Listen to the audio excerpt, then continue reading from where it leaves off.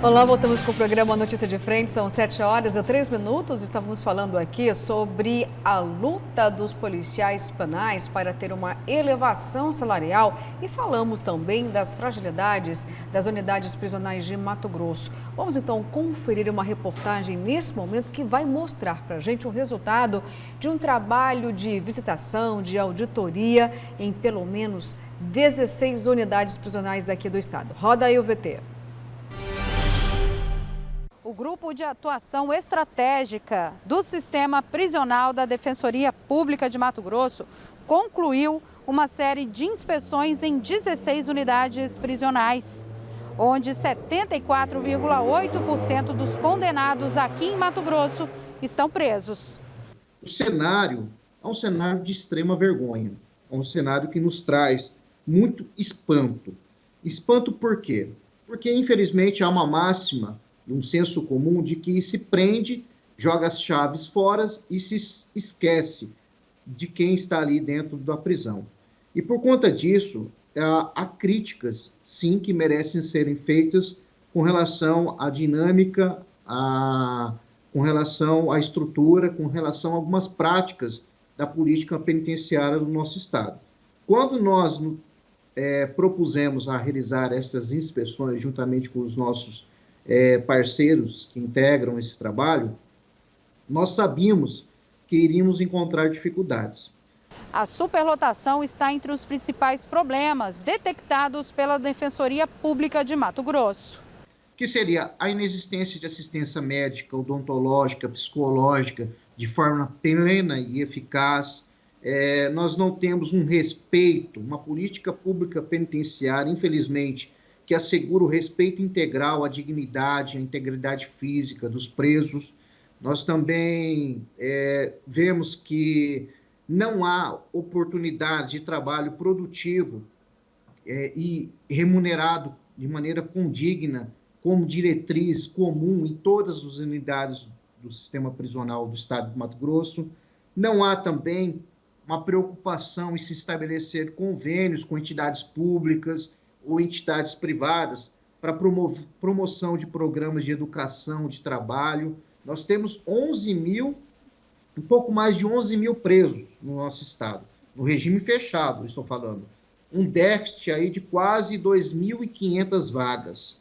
O estado conta com 46 unidades prisionais espalhadas e o objetivo agora do relatório é buscar solução para os problemas apontados. Nós precisamos decisivamente, quando digo nós, é todo o sistema governamental, todas as organizações que estruturam o sistema de justiça, todos os organismos que lidam com a pena no Brasil, precisa construir decisivamente um resgate da atuação humanizada do sistema penitenciário, com a lógica da redução de danos estabelecida pela nossa Constituição Federal.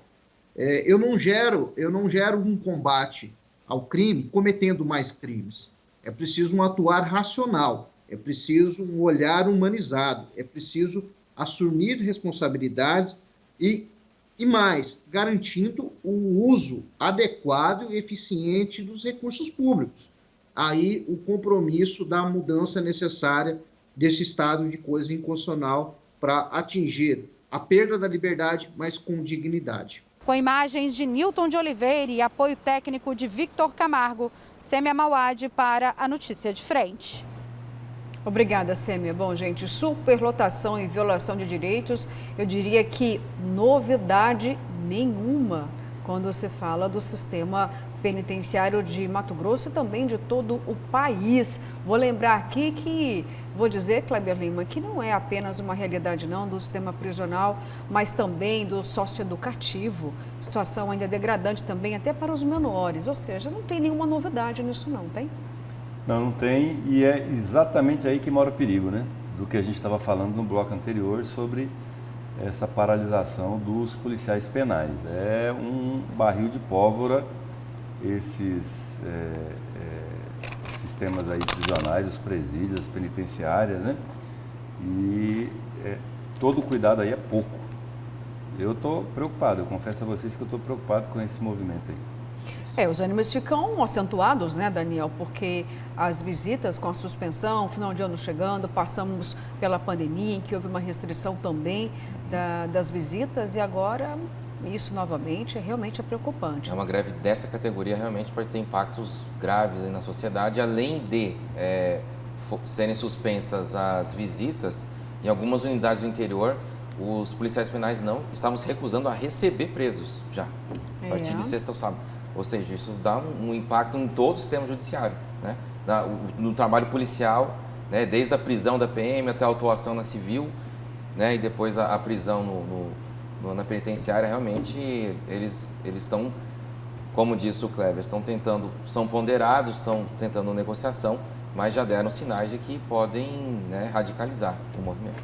E olha, eu até diria que o governador Mauro Mendes, nesse momento, está com uma certa mágoa da categoria. Vamos lembrar que o governador não gosta muito de negociar com grevistas, e ele parece que não perdoa não o fato de de se sentir impedido a ir durante a presença de pessoas aqui de renome, né, nacional, digamos assim, para inaugurar a unidade prisional, porque os policiais penais fizeram manifestações e o governador mesmo depois acabou citando isso. Olha, né, a postura não é interessante para o Estado, querem fazer o governador passar por momentos aí de vergonha em caráter nacional, não vou admitir isso. Então tem um certo rancor, Kleber Lima. A gente pode entender que Mauro Mendes talvez nesse momento ele leve em consideração toda uma postura, se sentiu aí prejudicado. Você imagina, você convida todo mundo para uma festa e chega na hora os garçons falam, não vai ter festa, não vou servir. Vai ficar um constrangedor mesmo, né?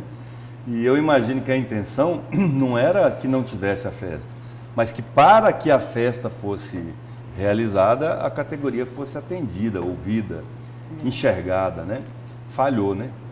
Falhou para ambos os lados, né? Falhou na estratégia de reivindicação da categoria e falhou na estratégia do governo de fazer a festa de entrega da unidade que deveria ter sido entregue. Por isso que eu digo, diálogo e mais diálogo é o que precisa nesse tipo de assunto, nesse caso. Falando em diálogo, Luciana Gaviglia. Diga, Kleber Lima. Daniel Petegil. Esse nome é o trava-língua, né? Gaviglia. O nosso telespectador de todos os dias aqui, um abraço para o senhor, professor Wilson Carlos Fuá. O Fuá. Fuá é uma coisa boa, né? Você dá um fuá lá, né? Tá bom, né? Tá animado, né? Verdade. Fuá. E ele é sogro de um amigo que adora um fuá, que é de um jornalista. André Michels, o Sylvester Stallone Pantaneiro. Agora ele está dando voadeira. Ele tem um boneco daquele de pancada, né? Aí ele corre assim, pula, rapaz, dá uma joelhada no boneco. Você não tem mais idade para essas coisas, André. A hora cai daí. Por isso que você parou de falar mal do André aqui nessa bancada? Ficou com medo, Kleber? Não, eu corro, o boneco fica parado. Eu corro. Ele não me alcança, não. Mas o Fuá, sobre o tema que a gente estava tratando aqui no primeiro bloco e no segundo, sobre a vacina, o passaporte da vacina, né? Passaporte. Aí ele deu uma ideia que eu vou ler aqui, eu gostei. Ele falou assim, para acabar com essa onda política contra a vacina, basta criar uma lei que somente aqueles que apresentar o comprovante da vacina podem votar. Aí os radicais, se quiserem continuar, né, vai ter... Aí os negacionistas irão fazer fila para vacinar. Boa, Fuá. Pena que assim, já bastava o interesse pela preservação da vida, né? Aí eu tenho uma pergunta. Aí será que o presidente iria se vacinar? Será que ele não votaria nele mesmo, né? Será que ele ia se vacinar? Ele tá certinho, ia. E os que não fossem, a gente botava o André lá para dar umas voadeiras. Se você não for, o André vai te dar umas voadeiras. O André vai te pegar.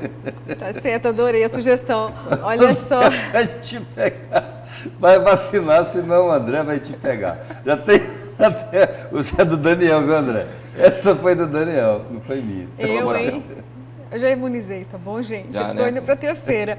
Olha, e falando em diálogo, eu preciso dar um recado aqui, que eu estou morrendo de saudade das suas mensagens. Eu não li nenhuma, porque infelizmente estou com um probleminha aqui, o sistema travou e aí eu vou ficar sem as suas preciosas mensagens. Estou aqui me penalizando, viu? Estou triste por isso. Quem sabe amanhã tudo dará certo e a gente consegue ter esse momento de interação maior, viu?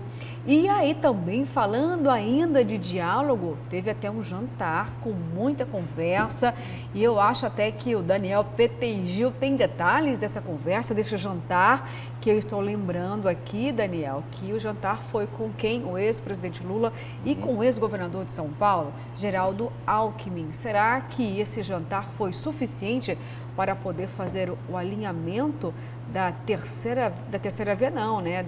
Da polarização ainda maior das eleições de 2022? Sim, foi um jantar ontem à noite em São Paulo, promovido pelo grupo Prerrogativas, que é composto por advogados, juristas, né, pessoal da área jurídica. E esse jantar, desde a semana passada, quando se aventou a possibilidade de ambos se encontrarem, Lula e Alckmin, já houve um grande interesse, né? Até na quinta ou sexta-feira havia uma lista de espera de mais de 300 pessoas para participar desse jantar. Os interlocutores, o grupo político que circunda tanto Lula quanto Alckmin, entendeu que esse primeiro contato já foi muito importante. Eles ali posaram para fotos, né? Depois a gente pode até, inclusive, mostrar a foto feita ontem lá no jantar em São Paulo. Houve uma primeira aproximação, posaram para fotos, apertaram as mãos, conversaram rapidamente, né? Mas o grupo político de ambos já entende esse gesto como um primeiro ou um grande passo para a formação dessa aliança aí de Alckmin como vice do ex-presidente Lula. A pesquisa Datafolha, que foi divulgada na última sexta e no sábado, trouxe um dado importante que acho que pode ter animado aí os eleitores do Alckmin e também do próprio Lula, que questionado se as pessoas mudariam o voto, a pessoa que vai votar no Lula, se ela mudaria o voto por causa do Alckmin na chapa, 70% disseram que não. Essa questão, se o Alckmin estiver junto aí do Lula, isso não vai alterar em nada a disposição do eleitor em votar no petista, né? Então, acho que esse dado aí animou tanto o grupo político do Lula quanto os eleitores também do Alckmin. E pensando aí na candidatura do petista, é importante porque ele tem, porque ele está de olho ali no eleitorado paulista, né? O Alckmin tem bastante seguidores, ele tem um eleitorado expressivo em São Paulo, e se as pessoas migrarem para o voto do ex-presidente Lula, vai ser um ganho, porque São Paulo aí tem 40 milhões de habitantes e eu acho que com mais de 20 ou 30 milhões de eleitores, né? Então, eles estão de olho muito nesse pedaço muito grande do eleitorado nacional aí. Então, agora, Kleber Lima, mesmo com esse encontro entre Lula e Alckmin, né, a gente pode entender ou ainda fica aí uma interrogação, afinal de contas, qual o partido que Geraldo Alckmin vai, caso tenha de fato essa composição com Lula para as eleições de 2022. Vamos lembrar aqui que Alckmin ficou no partido aí por mais de 30 anos, foi um dos fundadores do PSDB, mas até o momento não tem um partido para que ele possa agora se filiar novamente. Ali a foto que o Daniel falou. O Alckmin é de Pindamonhangaba, né? Olha aí. Conhece Pindamonhangaba? Não, mas é um nome que eu me desafio a falar. Pindamonhangaba. E ele surge na política como vice do Mário Covas, né? Com o desencarnamento do Mário Covas, ele ascende e se mostra um dos grandes políticos, conciliadores, diplomatas do PSDB. Tão diplomata que ganhou o apelido de picolé de chuchu, né? Médico, né? Ponderado, é uma grande personalidade da política brasileira, não apenas da política de São Paulo e não apenas do PSDB. Muitas pessoas aqui de Mato Grosso, na semana passada, quando a gente falou esse tema, e eu particularmente disse que não acreditava em nenhum ruído maior nessa composição, muita gente falou, isso aí, você está por fora, isso é torcida, não é mais análise, isso aí vai virar a aliança do Dante do Bezerra com o Júlio aqui em 98 e tal. Não é, vou insistir nisso, não é a mesma coisa.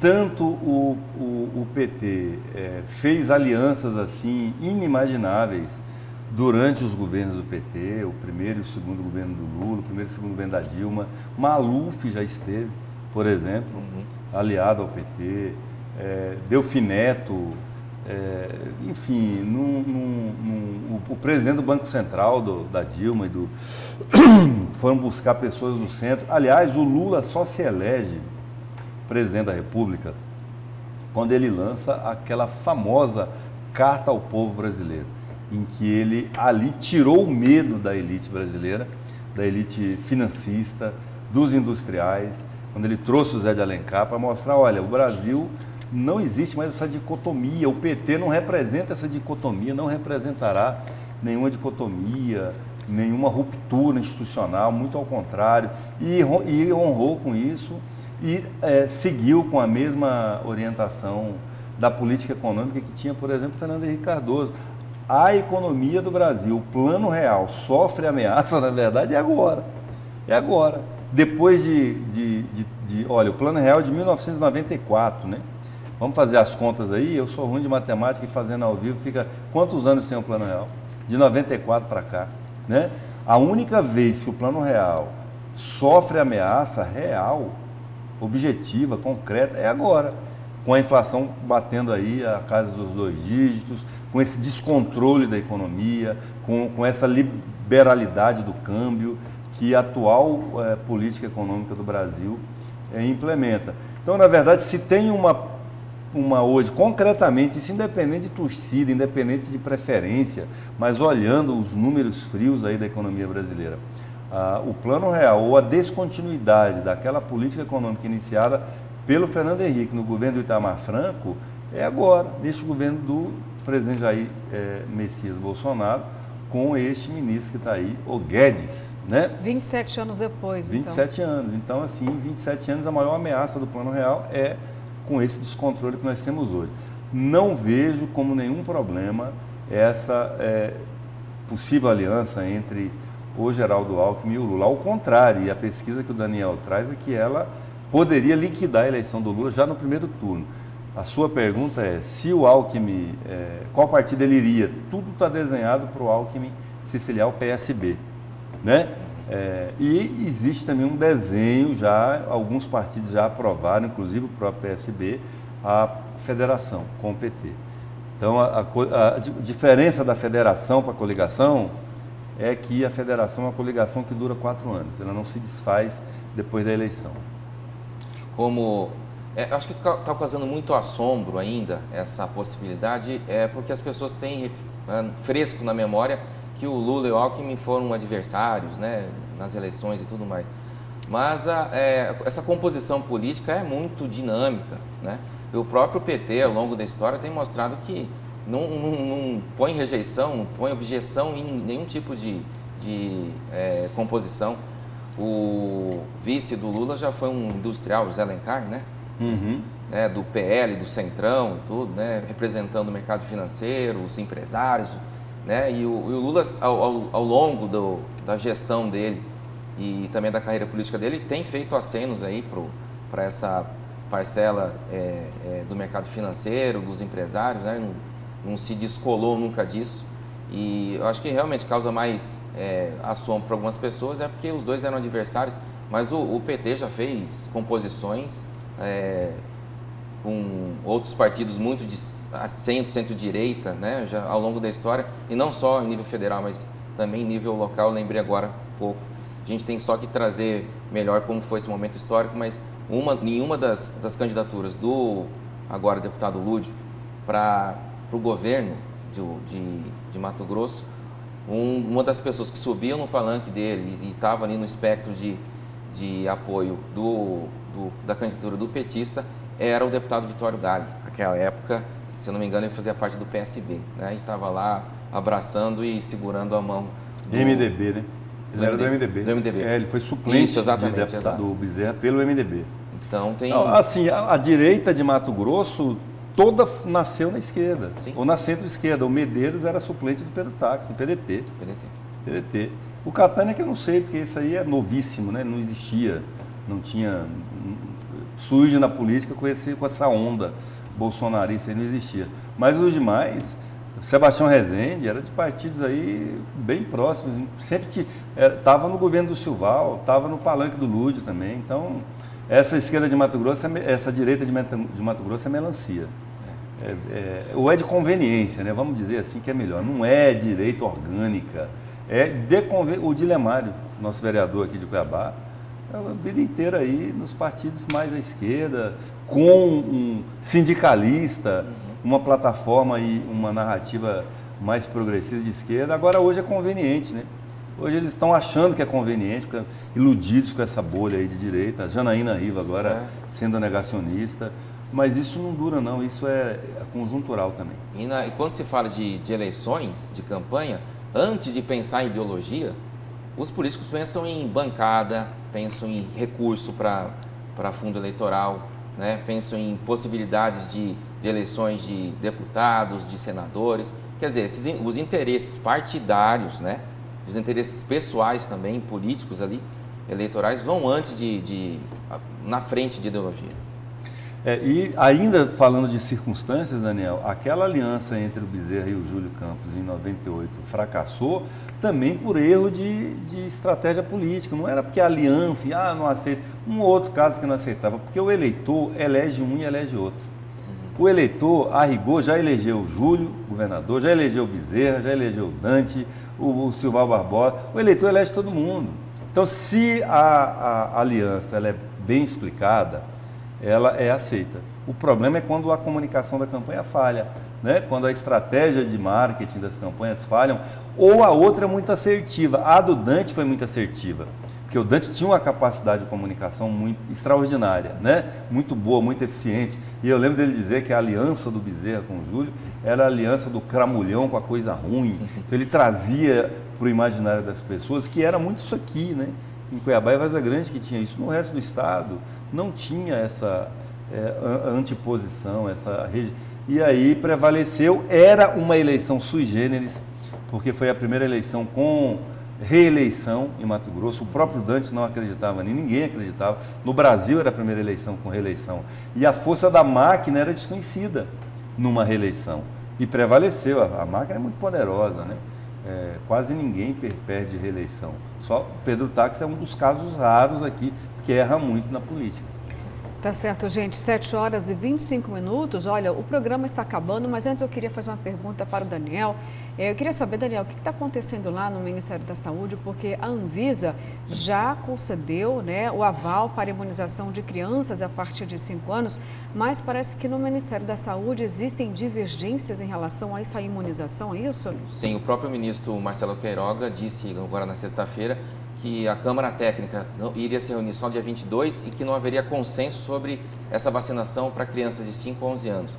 A Câmara Técnica, que é composta de outros integrantes além do governo federal, ela já é unânime em dizer que a vacina é segura e recomenda que o Ministério faça isso. Ou seja, há sim uma divergência lá dentro. Essa Câmara Técnica está tentando convencer a própria cúpula do Planalto de que tem que autorizar a vacinação às crianças. Tá certo, vamos falar mais sobre isso amanhã. Combinado, Daniel? Combinado. Gente, acaba por aqui o programa. Bom dia mais uma vez e até amanhã às 6h em ponto, viu? Estaremos aqui esperando por você.